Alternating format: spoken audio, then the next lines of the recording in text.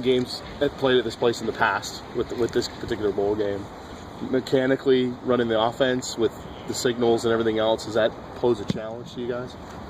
I think it's just a challenge in how we want to get it done, but we'll be okay. I mean, teams have played there now. I think this is the 9th or 10th game, and obviously ASU is an up-tempo team last year, and they didn't seem to have a problem with it. So we'll come up with our plan, and we'll be okay.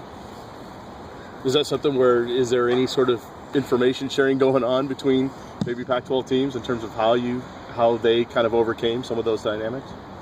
No, I mean, we probably could, but you can watch their game and see what they did and see if it fits what you kind of want to do, and then we can't pass the 50, and so that's the only issue that we have to work through. But we'll be okay. When you were down there, did you get a chance to actually kind of survey the thing and kind of get a feel for what it was going to be like?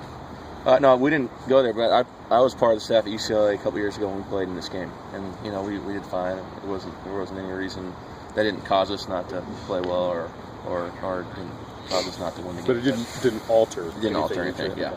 Third practice, how's the team preparing so far? They're doing great. They're hungry. It's a process. They have finals. There's a couple of practices where you can come out and have fun and try to get better at something.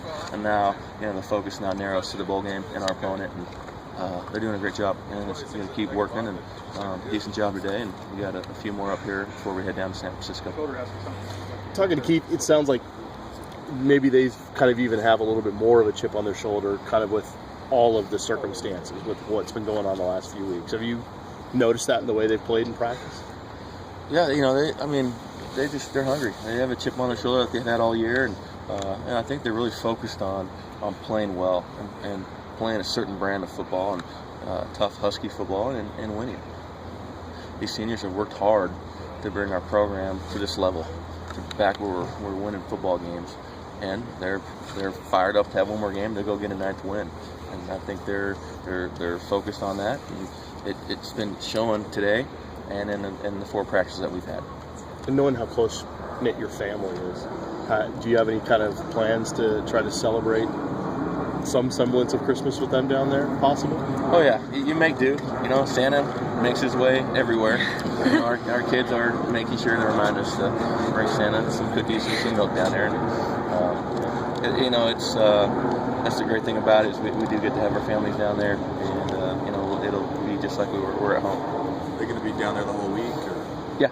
Yep. Well, it's a great time for all our staffs and families to be together, and we'll try to make it as a home feel as we can on Christmas Day.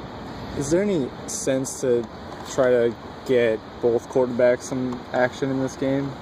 I'm not sure. Obviously they're Keith and Siler are both very capable of doing whatever it is we plan to do, but we're just going to prepare like we always have, and if that's something that we decide to do, then it is. But I don't know from a strategy standpoint, it makes a difference or not.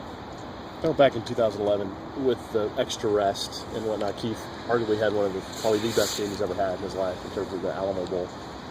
Have you seen maybe just the health and just getting better physically, mentally, getting back into it, that he's in a good place right now?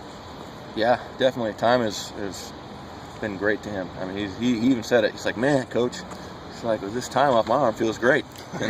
And he's back to his old self. And he's a tough kid, and he's a battler, and he's a good competitor. And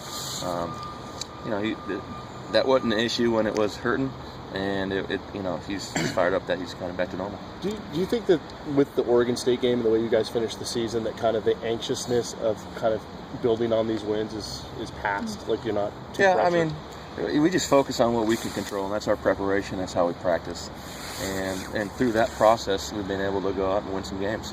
Some, better than others. But and that's what we focus on now. Is we have 10 or 12, 13 practices to get as good as we can get and prepare well for BYU, and then we have a chance to go out and show what our preparation has done and be ready to go and play well.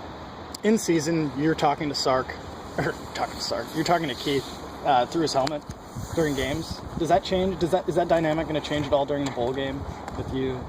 No, I mean, I'm still coaching the quarterbacks, and we'll still have our same rapport on the sideline, so I don't see it changing that much. obviously, I might be more in tune to what the defense is doing, Coach Wilcox, from a game, strategy standpoint. But other than that, I don't see it changing too much of how we interact on game day. Are you going to be more involved in play calling? Sorry.